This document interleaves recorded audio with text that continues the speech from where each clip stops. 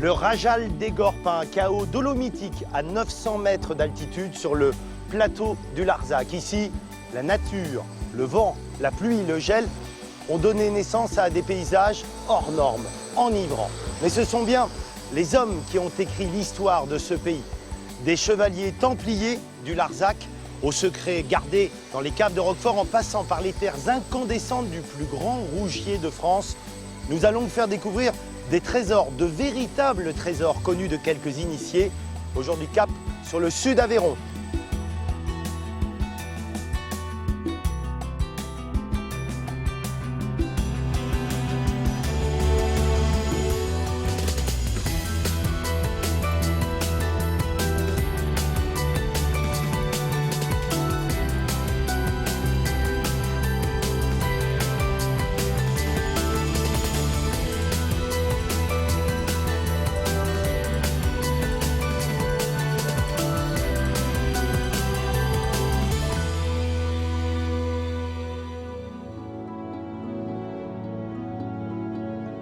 Le Causse du Larzac, 1000 km² de terre nue et pierreuse. Ce plateau calcaire, écrasé de soleil en été, glacial en hiver, peut sembler à première vue un territoire aussi inhospitalier que sauvage. Pourtant, ces paysages ont été largement modelés au Moyen-Âge par une communauté d'hommes, née au XIIe siècle à l'occasion des croisades en Terre Sainte. Un ordre qui fascine, semble mystérieux, les Templiers. Pour bien comprendre cette histoire, nous quittons l'aridité des hauts plateaux pour rejoindre, dans la vallée du Cernon, la commanderie de Sainte-Eulalie. Là même où l'histoire des Templiers dans le Larzac a commencé.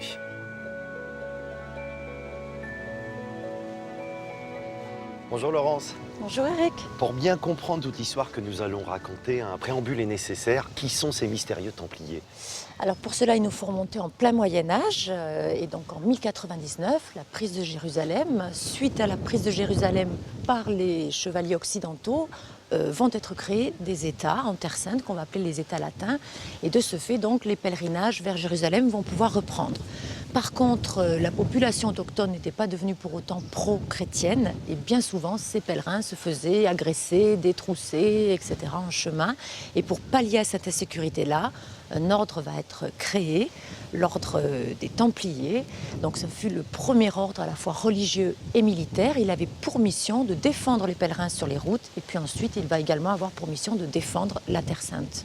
Sainte-Eulalie, c'est particulièrement important. Absolument, puisque nous sommes ici au cœur de ce qui était la maison mère pour les Templiers, c'est-à-dire la commanderie.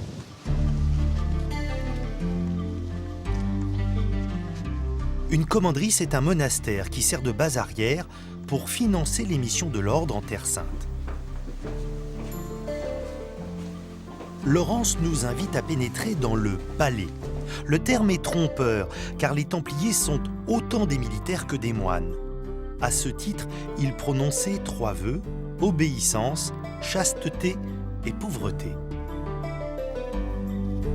Alors Eric, ici nous sommes dans ce qui était à l'origine le réfectoire des moines. C'est donc ici qu'ils prenaient leur repas, en silence et en écoutant les Saintes Écritures.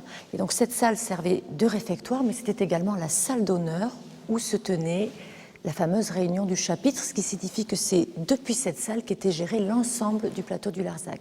Ça, c'est extrêmement important, parce que Templiers, on pense chevalier, on pense éventuellement moine, mais on oublie que c'était aussi des chefs d'entreprise. Absolument, ici et dans toute l'Europe. Ils étaient de véritables gestionnaires. Ils mettaient en valeur les terres qu'on leur confiait. Ils produisaient différents types de biens, que ce soit des céréales, des chevaux, qu'ils expédiaient en Terre Sainte, ou bien ils vendaient ces richesses.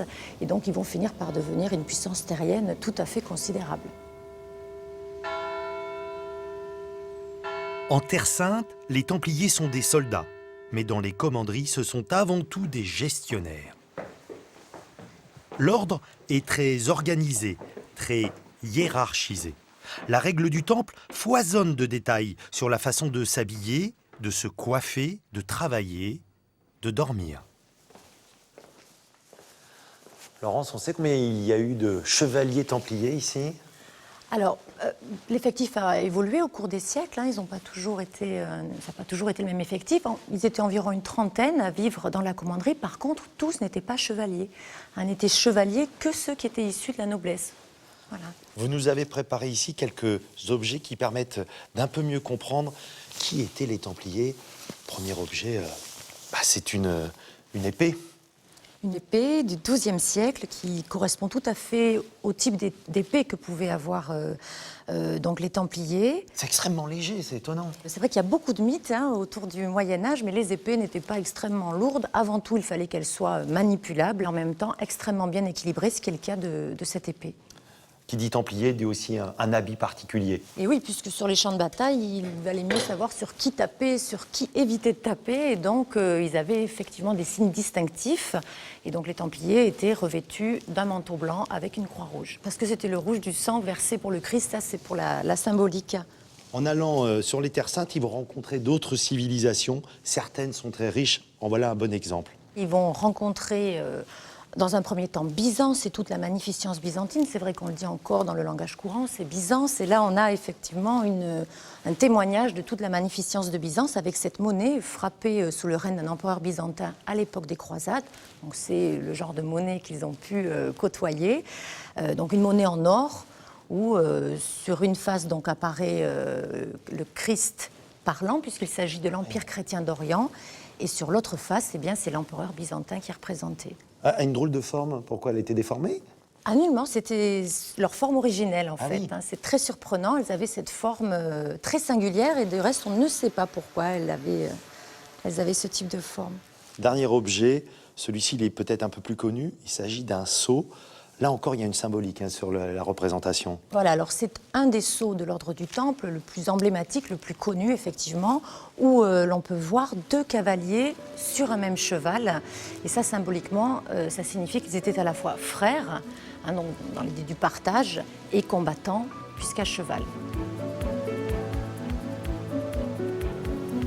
Soutenus par le pape, les Templiers vont connaître une croissance fulgurante, tissant leur toile dans toute l'Europe, de l'Espagne à l'Angleterre en passant par l'Allemagne, les Pays-Bas. Avec près de 3000 commanderies, ils vont devenir les premiers propriétaires fonciers de la chrétienté. Le Larzac est une bonne illustration de ce développement. Voici la cavalerie créée au XIIe siècle, une grande ferme idéalement placée sur les routes marchandes. Un peu plus loin, le Viala du Pas de Jaux, doté au XVe siècle de cet immense donjon-grenier.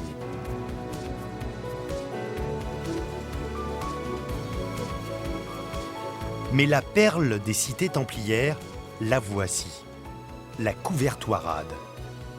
Sans doute la mieux conservée en France.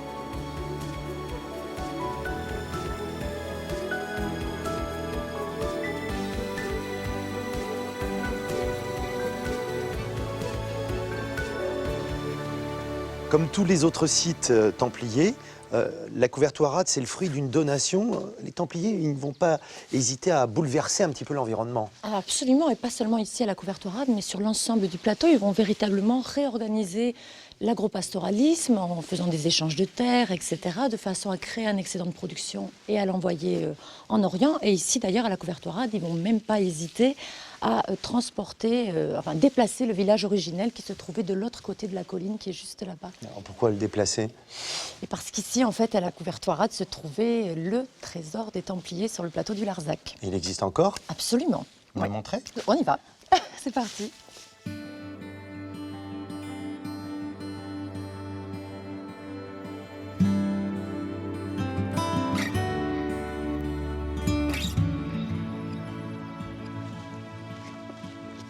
C'est raide. Et oui, c'est un vrai escalier brut. Et c'est ici que se cache le trésor des Templiers sur le Larzac. Je vois une grille, c'est ça? C'est derrière la grille. Alors qu'est-ce que c'est ce trésor? C'est quoi, des pièces d'or? Eh non, un trésor encore plus précieux, infiniment plus précieux, c'est de l'eau. Puisqu'ici, en fait, nous sommes sur un sol karstique, donc il y pleut beaucoup, mais toute l'eau s'infiltre très très vite dans le sol et il ne reste que très peu en surface. Et donc l'eau représentée ici représente encore aujourd'hui un véritable trésor. Mais alors, il y a de l'eau ici, pourquoi? Parce que c'est en fait une citerne naturelle? Absolument. Donc c'était une citerne naturelle donc elle renferme des centaines de litres d'eau potable. Ici, donc, lorsqu'ils ont aménagé les remparts au XVe siècle, ils vont construire un système qui permettait de donner de l'eau à ceux qui étaient à l'extérieur des remparts sans pour autant les autoriser à rentrer. C'est ce qu'on appelle donc le don de l'eau. Ah, est-ce qu'il y en a encore de l'eau? Et oui. Je vais faire quelque chose, je ne sais pas si c'est autorisé, mais enfin, on va pouvoir vérifier. Il y en a. Il y en a, allez. Sur ce point haut, on a aussi un très beau point de vue sur les toitures. Beaucoup sont en lauze. Oui, et donc, qui plus est, ces toitures, elles n'étaient pas construites n'importe comment, puisque chacune d'entre elles permettait de récupérer l'eau qui tombait sur ces toitures, qui était ensuite acheminée dans des chenaux en pierre, la plupart du temps. Et donc, cette eau était récoltée au niveau des sous-sols des maisons. Et presque toutes les maisons ici étaient munies d'une citerne privée, donc qui permettait d'alimenter la population. Et donc, tout le village ici a été construit autour de la question de l'eau. Non seulement récupérer l'eau des toitures, mais on récoltait également l'eau qui ruisselait au niveau des ruelles et qui était acheminée vers un même point de convergence, donc une immense mare centrale qui était, elle, destinée à abreuver les troupeaux.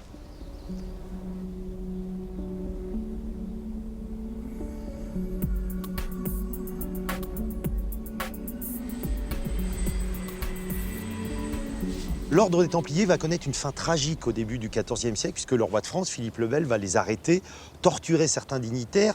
Le grand maître va finir sur le bûcher. Pourquoi ce revirement alors qu'ils ont rendu tant de services à la chrétienté? Disons que l'ordre du Temple a fini par représenter une puissance tout à fait considérable. Ils étaient à la fois une puissance terrienne, également une puissance financière, puisqu'ils vont savoir mettre en valeur les terres que l'on va leur confier.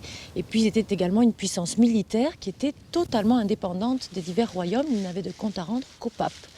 Donc, en quelque sorte, il faisait un peu d'ombre à Philippe le Bel, qui voyait d'un assez mauvais œil tant de puissance en son royaume, et voyait du reste d'un assez bon œil les possessions des Templiers.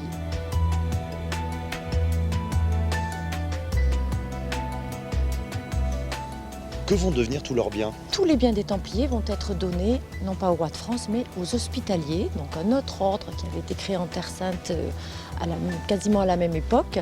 Et c'est pourquoi donc, on parle ici de Larzac, Templiers et Hospitaliers. D'ailleurs, les remparts sur lesquels nous nous trouvons ont été construits à l'époque des Hospitaliers.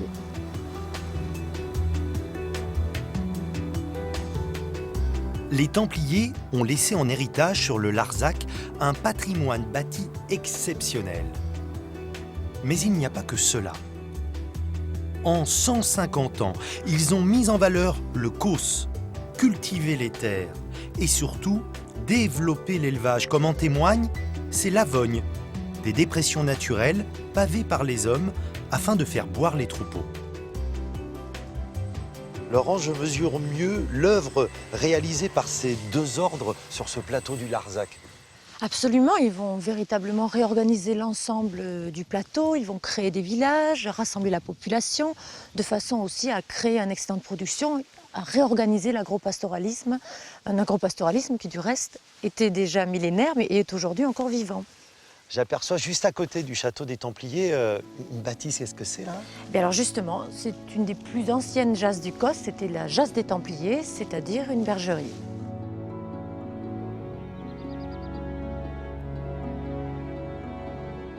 Assurément, l'élevage ovin transhumant était le meilleur moyen de mettre en valeur le Larzac. Il faut dire que les brebis de race Lacaune sont aussi résistantes que bonnes laitières. La moitié de ce lait est aujourd'hui transformé en fromage. Nous quittons le plateau du Larzac pour nous retrouver à quelques kilomètres sur un îlot calcaire, le Combalou. Ce nom ne vous évoque sans doute rien, et pourtant, sans lui, le village qu'il domine ne serait pas aujourd'hui connu dans le monde entier. Ce village, c'est Roquefort-sur-Soulzon. Roquefort doit tout, ou presque, à ce plateau du Combalou. D'abord parce qu'il cache dans ses entrailles les grottes dans lesquelles sont affinés le fromage. Ensuite parce que c'était à l'origine le lieu où on venait faire paître les troupeaux de brebis. Ce n'est d'ailleurs pas un hasard si c'est sur le Combalou que se déroule la légende qui raconte la naissance de ce mystérieux fromage à pâte persillée. Un jeune berger parti rejoindre sa belle aurait oublié dans une cavité son casse-croûte, un cahier de brebis et un morceau de pain. Il revient un peu plus tard et découvre sur son fromage des traces bleues, vertes, de la moisissure. Il le met en bouche et, au miracle, le goût est aussi insolite qu'agréable.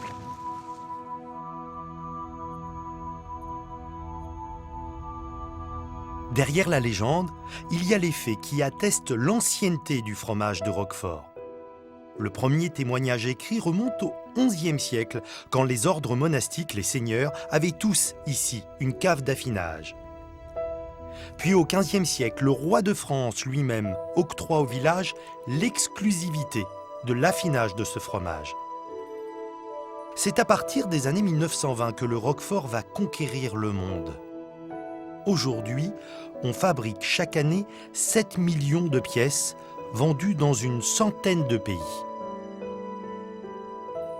À côté des géants du secteur, il reste quelques petits producteurs, comme la famille Karl, qui défend une certaine idée du Roquefort.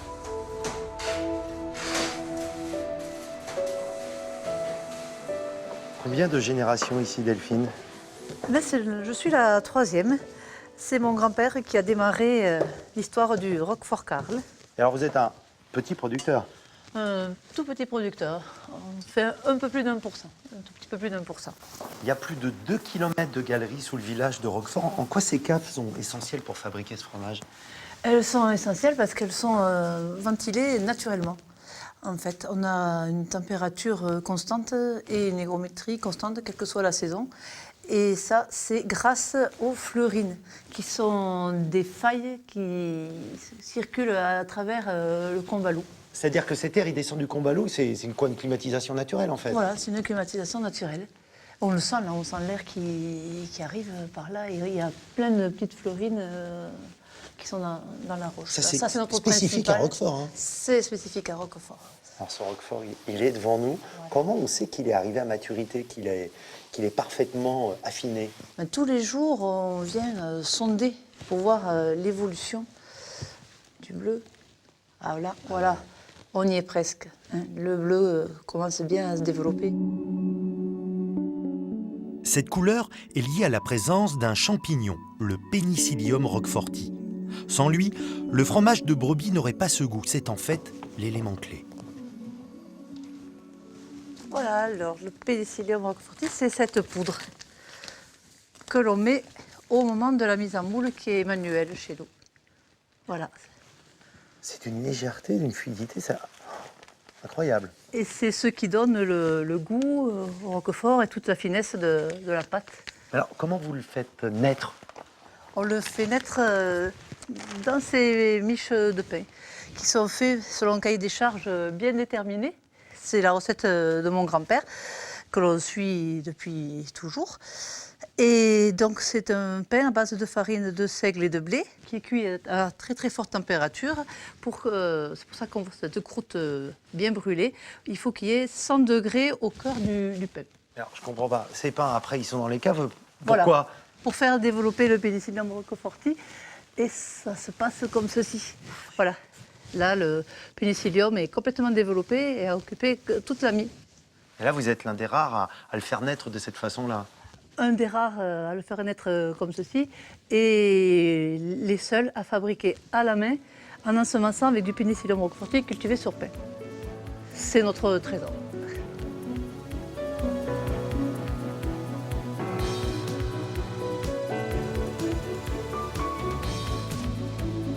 Pour finir notre chasse au trésor, nous partons vers un endroit irréel au sud de Roquefort, une terre de sang, le Rougier de Camarès. Avec 170 000 hectares, c'est le plus grand rougier de France. Pour comprendre la raison d'être de ce phénomène, il faut remonter 250 millions d'années en arrière. Le climat est alors tropical, extrêmement humide. Les sédiments, riches en fer, vont s'oxyder et donner au sol cette couleur rouge.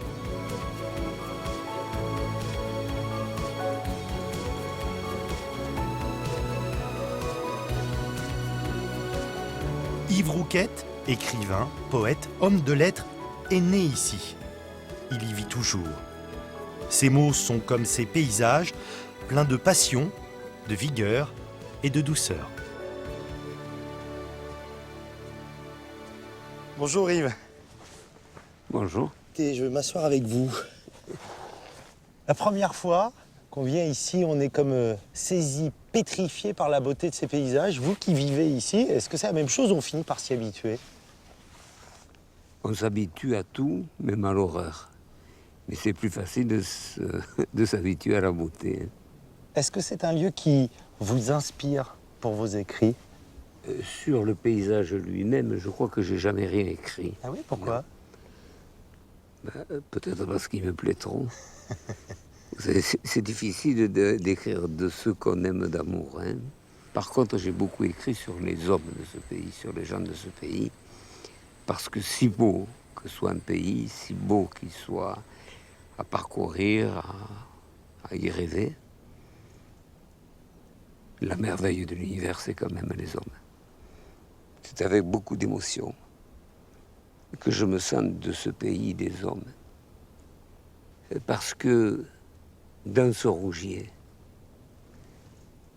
très vite, on a su utiliser la force de l'eau pour faire tourner des moulins bladiers, des moulins drapiers, pour établir toute une industrie, etc., pour faire vivre des gens.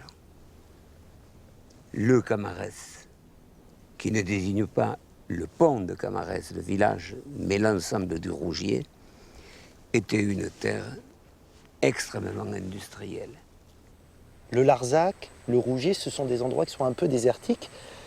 Vous aimez bien, je crois, les déserts, parce que ça oblige peut-être à, si ce n'est regarder autour, regarder un peu à l'intérieur. Oui, oui, c'est pour ça qu'on écrit. On écrit parce qu'on aime le désert de l'âme. Et que ce désert de l'âme, c'est le lieu d'une extraordinaire bataille entre la mémoire et le désir. Et donc j'aime le désert, mais je préfère quand même la campagne des hommes. Ici, il y a un peu les deux. Oui, mais dans la campagne des hommes vit le feu jeune. J'ai envie, moi, de lire un petit extrait de tous les nombreux poèmes que vous avez écrits. Le poème n'est jamais ni innocent ni innocence, c'est un travail. Le poème, c'est le travail sur la mémoire du désir. Merci Yves.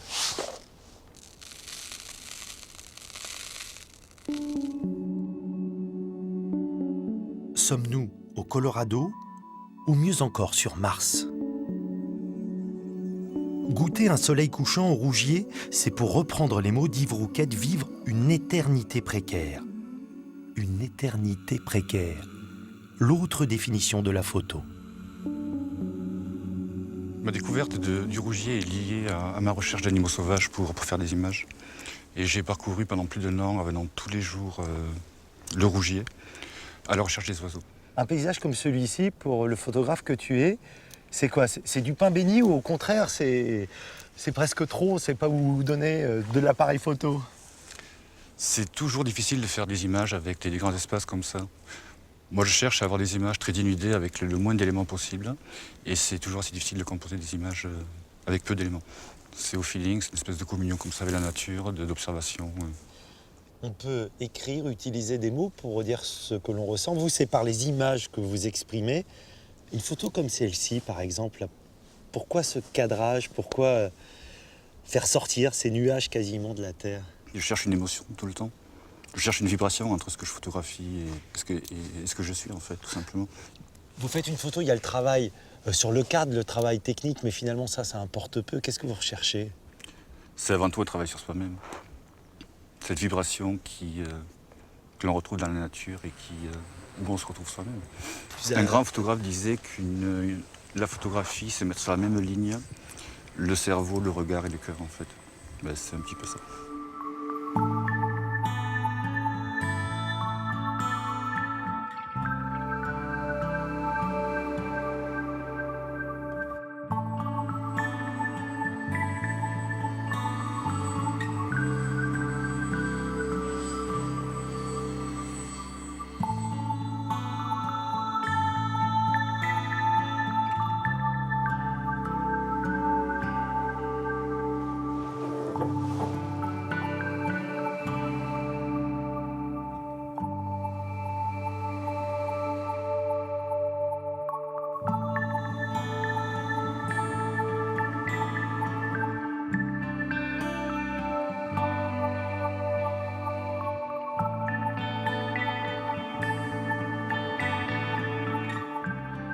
C'est au château de Montaigu, dont les origines remontent au Moyen-Âge, que nous allons vous saluer.